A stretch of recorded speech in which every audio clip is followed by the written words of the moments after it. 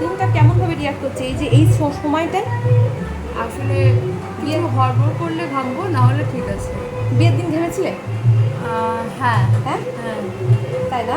ওই এইদিক ওইদিক একটু কুলারের সামনে ছাড়া এই জায়গাগুলো যে ঘাম হয়েছিল, শুধু ওই ওপরটা ওপরটা এখানটায় এই জায়গাটা নাকেরটায় না হয়নি। ঠিক আছে। আর একদম স্কিন ফিনিশ মেকআপ করবো, সব কম কম। হ্যাঁ হ্যাঁ হ্যাঁ, ওই বেশি উগ্র হয়ে গেলে না দেখতে ভালো লাগে না আমার। ওই যে বলছে বেশি উগ্র হয়ে গেলে দেখতে ভালো লাগে না আমার, তুমি স্কিন ফিনিশ মেকআপ করবে। একদম ওর কথা মেনেই আমি কাজ করেছি। আচ্ছা আমি একটু আরেকটা কথা বলি, ওই কিন্তু আমাকে বুক করেছিল 3টে অকেশনের জন্য। ফেব্রুয়ারির 3 তারিখ ওর ননদের বিয়ে ছিল, মার্চের 6 তারিখ ওর রিসেপশান, আর মার্চের 11 তারিখ ওর দেওরের রিসেপশান।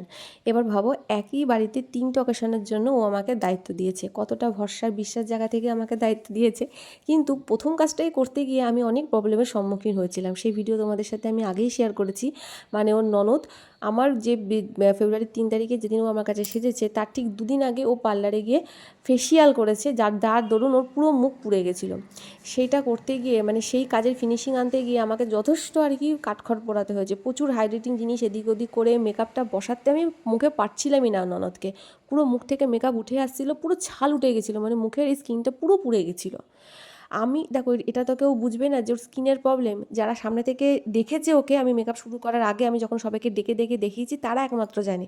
বাকি যারা আসবে তারা কি ভাববে যে মেকআপ আর্টিস্ট হয়তো মুখে মেকআপ বসাতেই পারিনি। কিন্তু ওদের আমি সবাইকে দেখিয়ে দিয়েছিলাম, বুঝিয়ে দিয়েছিলাম। আর তারপরে পুরোটা আমি ছেড়ে দিয়েছিলাম ভগবানের ওপর। আর আমি কাজের প্রতি আমার কাছে যা বেস্ট প্রোডাক্ট আছে সেগুলো দিয়ে আমি ওর ননদকে সাজিয়েছিলাম। তারপরে আমি দেখেছিলাম কাজের ফিনিশিং দুর্দান্ত এসেছিলো। এটা পুরোপুরি ভগবানের ম্যাজিকই আমি বলতে পারি, এখানে আমার কোনো ক্রেডিট ছিল না। কারণ ওর যা মুখ ছিল সেখান থেকে ওকে আমি যা পরে যা রেজাল্ট এসেছিলো এটা পুরোপুরি ভগবানের দরুন আমার ওই কাজটা আমি উতরে গিয়েছিলাম। কারণ ভগবান জানতে হবে এর বাড়িতে আমার 2টো কাজ আছে, একে আমাকে উতরে দিতেই হবে, এটা আমি মন থেকে মানি। এখানে আমার কোনো ক্রেডিট ছিল না, আমি ওর ননদের কথা বলছি। আর কৃতিকা বেসিক্যালি দেখতেও যেমনি সুন্দর, ওর স্কিনটাকেও খুব ভালোভাবে মেনটেন করে। এরপর ও আমার কাছে যে ডিমান্ডটা করেছিল, দিদি আমি একদম স্কিন ফিনিশ মেকআপ চাই, আমি ওকে সেটা দিতে পেরেছিলাম। কারণ ওর স্কিনটা ছিল ভীষণই হেলদি। তো অটোমেটিকই আমি যে প্রসেসে মেকআপ করি তো স্কিন ফিনিশ মেকআপ আসবে। আগে তো স্কিনটাকে ভালো হতে হবে, ওর স্কিন ভালো তাই ওকে ওর মেকআপের ফিনিশিংও ভালো এসেছে। ওর হেয়ারস্টাইলটা বলেছিল একটু উল্টে করে দিতে, আমি বলেছিলাম না, তোমার মুখটা এত সুন্দর, এত মিষ্টি মুখ, তুমি উল্টে করো না, তুমি হেয়ারস্টাইলটা মিডিল পাটিং করে করো, বিয়ের দিন তো তোমাকে ভালো লাগবে। আর তো জানোই আমি কাজের একদম র ক্লিপ তোমাদের সাথে শেয়ার করি। তোমাদের কেমন লাগলো পুরো ভিডিওটা আমাকে কিন্তু জানাতে তোমাদের অবশ্যই হবে। ব্রাইডের এন্ট্রি দেখি, এবার ব্রাইড বসবে, ছবি তুলবো, একটাও ছবি তুলি। বসো এবার ছবি তুলি। রিসেপশন ব্রাইড কৃতিকা, বলো কৃতিকা কেমন লাগলো সাজে?